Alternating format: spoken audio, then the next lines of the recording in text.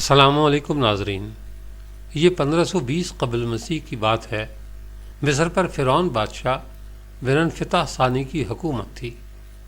بعض نے اس کا نام منفتح بھی لکھا ہے، اور وہ والد رامسیس کے بڑھاپے کی وجہ سے عملاً حکمران بنا ہوا تھا۔ خدائی کا دعوے دار یہ بادشاہ بڑا ظالم و جابر تھا۔ اس نے بنی اسرائیل کو اپنا غلام بنا رکھا تھا، حالانکہ وہ حضرت یوسف کے زمانے سے وہاں رہائش پذیر تھے۔ حضرت یوسف نے اپنے والد حضرت یعقوب اور اپنے بھائیوں کے لیے ایک قطع زمین اس وقت کے فرعون بادشاہ ریان بن ولید سے حاصل کیا تھا۔ حضرت یعقوب کی یہی نسل بنی اسرائیل کہلائی، جو مصر میں خوب پھلی پھولی۔ یہ لوگ حضرت یعقوب کے دین کے پیروکار تھے، چنانچہ اس وقت اللہ کے نزدیک یہ سب سے بہتر جماعت تھی۔ انہوں نے فرعون کو سجدہ کرنے اور اسے اپنا رب ماننے سے انکار کر دیا تھا۔ اسی وجہ سے بادشاہ اور اس کے حواری ان پر ظلم و ستم کے پہاڑ ڈھاتے اور ان سے گھٹیا کام کرواتے۔ یاد رہے کہ فرعون کسی خاص شخص کا نام نہیں، بلکہ مصر کے بادشاہوں کا لقب تھا۔ تاریخی حقائق کے مطابق 31 فرعونیہ خاندانوں نے مصر پر یکے بعد دیگرے حکومت کی۔ سب سے آخری خاندان نے 332 قبل مسیح میں الیگزینڈر دی گریٹ کے ہاتھوں شکست کھائی۔ حضرت موسیٰ کا نام اور نسب مبارک کچھ یوں ہے: موسیٰ بن عمران بن قاہس بن عازر بن یعقوب بن اسحاق بن ابراہیم۔ حضرت موسیٰ کی پیدائش مصر میں ہوئی۔ حضرت ہارون آپ کے حقیقی بڑے بھائی تھے۔ حضرت موسیٰ کی دعا کی بدولت اللہ تعالیٰ نے انہیں بھی نبوت عطا فرمائی اور حضرت موسیٰ کا مددگار بنایا۔ اللہ تبارک و تعالیٰ نے حضرت موسیٰ کی حیات طیبہ کے واقعات قرآن کریم کی مختلف صورتوں میں بیان فرمائے ہیں، کہیں تفصیل سے اور کہیں اختصار کے ساتھ، جبکہ آپ کا اسم مبارک قرآن پاک میں 128 بار آیا ہے۔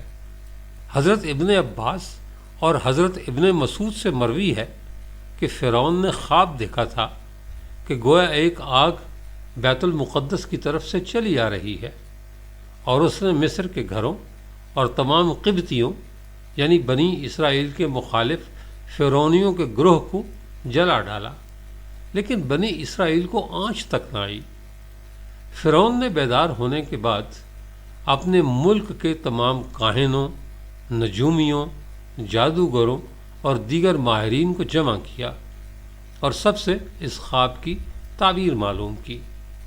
ابن کثیر کے مطابق انہوں نے جواب دیا: بنی اسرائیل میں ایک بچہ پیدا ہوگا اور اس کے ہاتھوں اہل مصر کی ہلاکت ہوگی۔ اس کے علاوہ بنی اسرائیل کے ہاں بھی شروع ہی سے یہ بات مشہور تھی کہ انہی کا ایک بچہ پیدا ہوگا جو بڑا ہو کر فرعون کا تختہ الٹے گا اور بنی اسرائیل کے پاس مصر کی باغ ڈور آئے گی۔ یہ خبر فرعون مصر کو بھی اس کے درباریوں نے پہنچا دی تھی، لہذا اس خواب کے بعد وہ مزید فکر مند ہو گیا اور اس نے حکم جاری کر دیا کہ بنی اسرائیل میں پیدا ہونے والے تمام لڑکے قتل کر دیے جائیں۔ اس حکم کے بعد فرعون کے حواریوں اور اس کی سپاہ نے ہر ممکن اقدام اٹھا لیا کہ کوئی نومولود لڑکا زندہ نہ بچ پائے، لیکن اللہ کے فیصلے اٹل ہوتے ہیں۔ دیکھتے ہی دیکھتے بنی اسرائیل کے ہزاروں نومولود بچے ذبح کر دیے گئے۔ پھر ایک وقت وہ آیا کہ جب قبطی سرداروں نے فرعون سے کہا کہ اگر بنی اسرائیل کے لڑکوں کا اسی طرح قتل عام ہوتا رہا تو ہمیں آئندہ خدمتگار ملنا مشکل ہو جائیں گے، اور پھر ہمارے یہ کمتر، گھٹیا اور غلیظ کام کون کرے گا؟ اس پر فرعون نے حکم جاری کیا کہ 1 سال چھوڑ کر بچے قتل کیے جائیں۔ انہی حالات میں حضرت موسیٰ پیدا ہوئے۔ نجومیوں نے فرعون کو اطلاع دی کہ بچہ پیدا ہو چکا ہے، اس سے طلحہ نے فرعون کو بدحواس کر دیا اور اس کی سپاہ نے گھر گھر تلاشی شروع کر دی۔ حضرت موسیٰ کے بھائی حضرت ہارون سال امان میں پیدا ہوئے تھے، جبکہ حضرت موسیٰ قتل والے سال میں پیدا ہوئے، مگر اللہ نے ان کی حفاظت کا سامان اس طرح فرمایا کہ ان کی والدہ پر معمول کے مطابق حمل کے آثار ظاہر نہیں ہوئے، جس سے فرعون کی چھوڑی ہوئی دائیوں کی نگاہ میں نہ آئیں۔ یوں ولادت کا مرحلہ تو خاموشی سے گزر گیا اور حکومت کے علم میں نہ آ سکا، لیکن ولادت کے بعد بھی قتل کا اندیشہ موجود تھا۔ اللہ تعالیٰ نے اس کا حل بھی موسیٰ کی والدہ کو سمجھا دیا، چنانچہ انہوں نے بچے کو صندوق میں لٹا کر دریائے نیل میں ڈال دیا۔ قرآن پاک میں ارشاد ہے، ہم نے موسیٰ کی ماں کو وحی کی کہ اسے دودھ پلاتی رہے، اور جب تجھے اس کی نسبت کوئی خوف معلوم ہو تو اسے دریا میں بہا دینا، اور کوئی ڈر، خوف یا رنج و غم نہ کرنا، ہم یقیناً اسے تیری طرف لوٹانے والے ہیں اور اسے اپنے پیغمبروں میں سے بنانے والے ہیں۔ علامہ طبری فرماتے ہیں کہ حضرت موسیٰ کی والدہ نے 3 دن آپ کو دودھ پلایا اور چوتھے دن لکڑی کے صندوق میں رکھ کر دریا میں ڈال دیا، جبکہ بعض دیگر مفسرین نے دودھ پلانے کی مدت 3 ماہ بیان کی ہے۔ صندوق دریا میں بہتا ہوا فرعون کے محل کے پاس پہنچ گیا جو لبے دریا تھا۔ فرعون کے نوکروں نے صندوق اٹھایا اور فرعون کی بیوی آسیہ کی خدمت میں پیش کر دیا۔ آسیہ بے اولاد تھیں، تو انہوں نے جب صندوق میں ایک حسین و جمیل چاند جیسے بچے کو لیٹے دیکھا تو فریفتہ ہو گئیں۔ بے اختیار بچے کو گود میں اٹھایا اور جلدی سے فرعون کے پاس لے گئیں اور بولیں، یہ میری اور تمہاری دونوں کی آنکھوں کی ٹھنڈک ہے، اسے قتل نہ کرنا، شاید یہ ہمیں فائدہ پہنچائے یا ہم اسے اپنا بیٹا بنا لیں۔ اہلیہ کی شدید خواہش کے پیش نظر فرعون نے بادل نخواستہ پرورش کی اجازت دے دی۔ ادھر حضرت موسیٰ کی والدہ نے انہیں دریا کے سپرد تو کر دیا تھا، لیکن وہ بے قرار تھیں، چنانچہ انہوں نے حضرت موسیٰ کی بہن مریم بنت عمران کو بھائی کی خبر گیری کے لیے بھیجا۔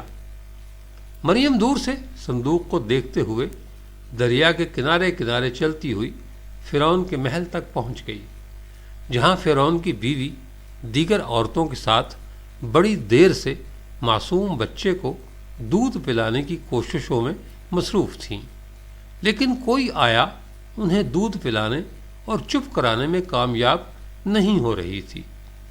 قرآن پاک میں ارشاد ہے، اور ہم نے پہلے ہی سے اس پر دائیوں کے دودھ حرام کر دیے تھے۔ جوں جوں وقت گزرتا جا رہا تھا، بھوکے بچے کی بےتابی دیکھ کر آسیہ کی بے چینی بڑھتی جا رہی تھی۔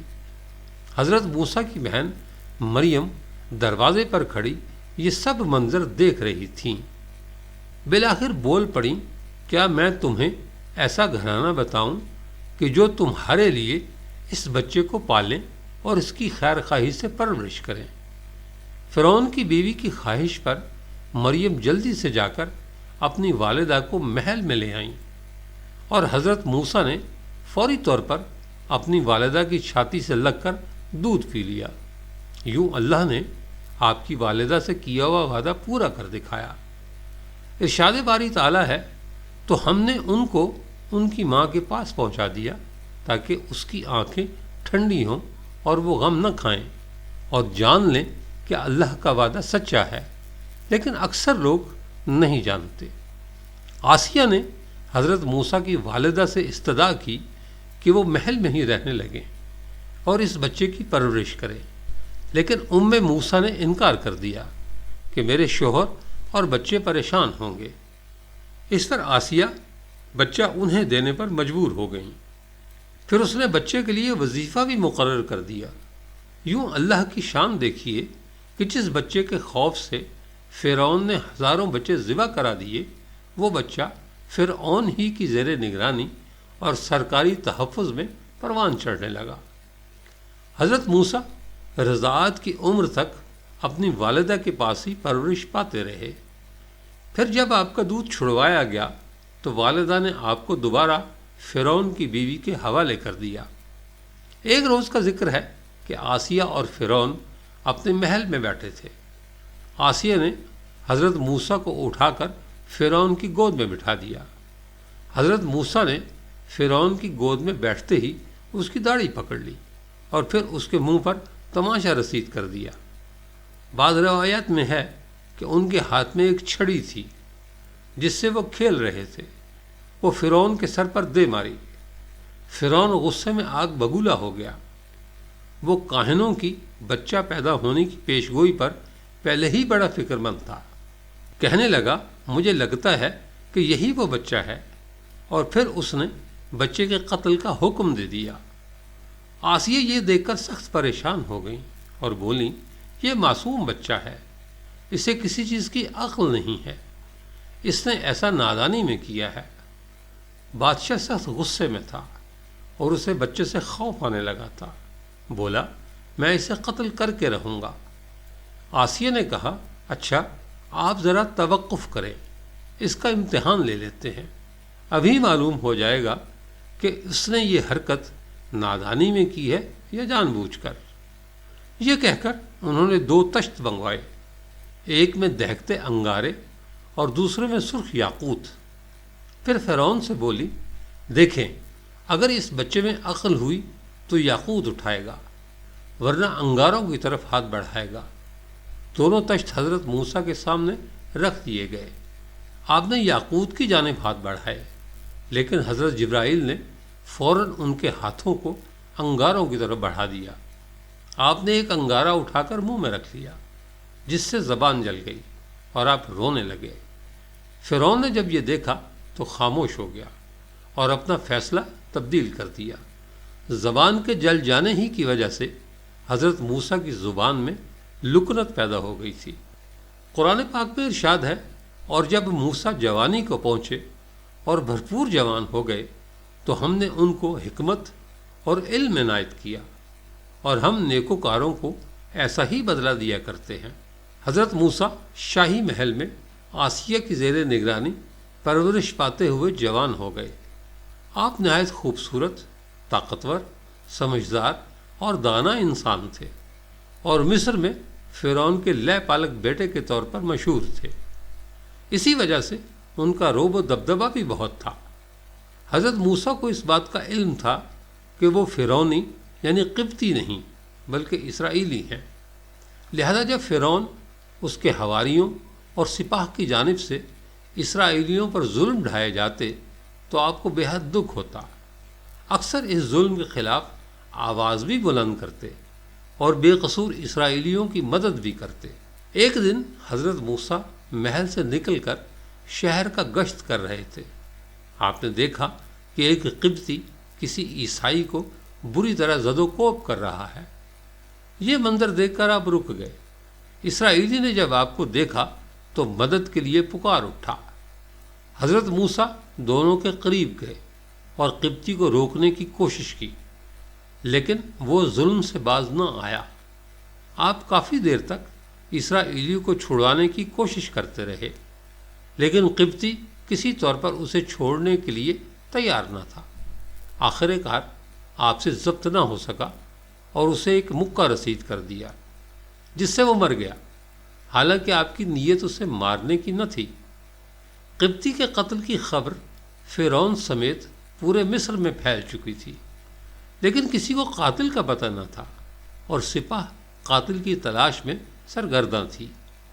دوسرے دن حضرت موسیٰ پھر گشت پر نکلے۔ خیال تھا کہ قبطی کے قتل کے رد عمل کا اندازہ ہو سکے۔ ابھی کچھ ہی دور گئے تھے کہ دیکھا وہی اسرائیلی کسی دوسرے قبطی سے جھگڑا کر رہا ہے۔ اس نے جب حضرت موسیٰ کو دیکھا تو پھر مدد کے لیے پکارا۔ آپ نے فرمایا، بے شک تو ہی صریح گمراہ شخص ہے، اور پھر قبطی کو چھڑوانے کے لیے آگے بڑھے۔ اسرائیلی نے سمجھا کہ یہ مجھ پر غصہ کر رہے ہیں اور آج مجھے مار ڈالیں گے، تو وہ فوراً چلا اٹھا، اے موسیٰ، جس طرح تم نے کل ایک قبطی کو مارا تھا، آج مجھے قتل کرنا چاہتے ہو؟ قبطی نے جب یہ سنا تو فوراً فرعون کو خبر بھجوا دی اور فرعون نے حضرت موسیٰ کی گرفتاری کا حکم دے دیا۔ فرعون کے حواریوں کو جب حضرت موسیٰ کے ہاتھوں قبطی کے قتل کا علم ہوا تو انہوں نے آپ کے قتل کا فیصلہ کر لیا۔ تاہم وہاں موجود آپ کے ایک ہمدرد نے آ کر آپ کو اس کی اطلاع کر دی۔ قرآن پاک میں ارشاد ہے، اور ایک شخص شہر کی پرلی طرف سے دوڑتا ہوا آیا اور بولا، موسیٰ، شہر کے رئیس تمہارے قتل کا مشورہ کر رہے ہیں، بس تم جلدی سے یہاں سے نکل جاؤ، میں تمہارا خیر خواہ ہوں۔ حضرت موسیٰ علیہ السلام وہاں سے نکل کھڑے ہوئے، کہنے لگے، اے پروردگار، مجھے ظالموں کے گروہ سے بچا لے۔ کہتے ہیں کہ حضرت موسیٰ کو کوئی علم نہ تھا کہ جانا کہاں ہے، کیونکہ مصر چھوڑنے کا یہ حادثہ بالکل اچانک پیش آیا تھا۔ چنانچہ اللہ تعالیٰ نے ایک فرشتے کو گھوڑے پر بھیجا جس نے راستے کی نشاندہی کی۔ آپ کئی روز کی مسافت طے کر کے ارض مدین پہنچے اور شہر کے کنارے ایک کنویں کے قریب درخت کے سائے میں بیٹھ گئے۔ اس وقت کنویں پر جانوروں کو پانی پلانے والوں کی بھیڑ تھی۔ آپ نے دیکھا کہ درخت کے پاس دو لڑکیاں بہت دیر سے اپنے جانور لیے کھڑی ہیں اور ان کی باری نہیں آتی۔ حضرت موسیٰ کے پوچھنے پر انہوں نے بتایا کہ ہمارے گھر کوئی جوان نہیں ہے، والد بہت ضعیف ہیں، جب سب لوگ اپنے جانوروں کو پانی پلا کر چلے جائیں گے تو پھر ہم اپنے جانوروں کو پانی پلائیں گی۔ حضرت موسیٰ یہ سن کر کھڑے ہو گئے۔ آپ جوان بھی تھے اور طاقتور بھی۔ آپ نے لڑکیوں کے مویشیوں کو پکڑا اور لوگوں کے بیچ میں سے راستہ بناتے ہوئے کنویں تک پہنچ گئے۔ کنویں سے پانی نکال کر سب مویشیوں کو سیر ہو کر پلایا اور واپس آ گئے۔ لڑکیوں نے آپ کا شکریہ ادا کیا اور گھر کی طرف چلی گئیں۔ مفسرین نے لکھا ہے کہ وہ حضرت شعیب کی صاحبزادیاں تھیں۔ جب وہ وقت سے پہلے گھر پہنچ گئیں تو حضرت شعیب کو تعجب ہوا اور جلد آنے کی وجہ دریافت کی، جس پر لڑکیوں نے پورا واقعہ بتایا۔ حضرت شعیب خوش ہوئے اور فرمایا، جاؤ اور اللہ کے اس نیک اجنبی بندے کو میرے پاس لے آؤ۔ حضرت موسیٰ ایک لمبا سفر طے کر کے مصر سے مدین پہنچے تھے۔ کچھ زیادہ راہ بھی ساتھ نہ تھا، جبکہ سفر کی تھکن اور بھوک سے نڈھال تھے۔ قرآن پاک میں ارشاد ہے، تھوڑی دیر میں ان میں سے ایک عورت شرم و حیا سے چلتی ہوئی ان کی طرف آئی اور کہنے لگی، تمہیں میرے والد بلاتے ہیں کہ تم نے جو ہمارے جانوروں کو پانی پلایا تھا اس کی اجرت دیں۔ جب وہ یعنی حضرت شعیب کے پاس آئے اور ان سے اپنا سارا حال بیان کیا تو انہوں نے کہا، اب کچھ خوف نہ کرو، تم نے ظالم قوم سے نجات پا لی ہے۔ ایک لڑکی بولی، ابا جان، ان کو نوکر رکھ لیجئے، کیونکہ بہتر نوکر جو آپ رکھیں وہ ہے جو توانا اور امانت دار ہو۔ انہوں نے موسیٰ سے کہا، میں چاہتا ہوں کہ اپنی 2 بیٹیوں میں سے ایک کو تم سے بیاہ دوں، اس شرط پر کہ تم 8 برس میری خدمت کرو، اور اگر 10 سال پورے کر دو تو وہ تمہاری طرف سے احسان ہے، اور میں تم پر تکلیف ڈالنا نہیں چاہتا، تم مجھے انشاءاللہ نیک لوگوں میں پاؤ گے۔ حضرت موسیٰ نے اس شرط کو منظور کر لیا۔ قصہ مختصر، آپ کا حضرت شعیب کی ایک صاحبزادی سے نکاح ہو گیا۔ جب 10 سال مکمل ہو گئے تو آپ نے اپنی والدہ اور بہن بھائیوں سے ملنے کے لیے مصر جانے کا قصد فرمایا اور حضرت شعیب سے رخصت چاہی۔ حضرت شعیب نے اپنی صاحبزادی کے ساتھ کچھ مال مویشی اور زادِ راہ دے کر رخصت کیا۔ راستے میں ملک شام کے بادشاہوں سے خطرہ تھا، اس لیے عام راستہ چھوڑ کر غیر معروف راستہ اختیار کیا۔ سردی کا موسم تھا اور اہلیہ کے ہاں ولادت قریب تھی۔ پھر یہ کہ راستے سے بھٹک کر طور پہاڑ کی مغربی اور داہنی سمت جا نکلے۔ اندھیری رات تھی اور برفانی سردی۔ اس حال میں اہلیہ کو درد ذہ شروع ہو گیا۔ حضرت موسیٰ نے سردی سے بچاؤ کے لیے پتھر سے آگ جلانا چاہی، لیکن پتھروں کے رگڑنے سے آگ روشن نہ ہو سکی۔ پریشانی کے عالم میں ادھر ادھر نظریں دوڑائیں تو دور کوہ طور پر آگ نظر آئی۔ اہلیہ سے فرمایا میں نے وہاں آگ دیکھی ہے، وہاں جا کر تمہارے لیے آگ بھی لاتا ہوں، اور ممکن ہے کوئی بندہ بشر بھی مل جائے جو راستہ بتا دے۔ حضرت موسیٰ کی زندگی کے باقی واقعات انشاءاللہ اگلے ولاگ میں پیش کیے جائیں گے۔ اس کے ساتھ ہی اجازت دیجیے، اپنا خیال رکھیے گا، اللہ نگہبان۔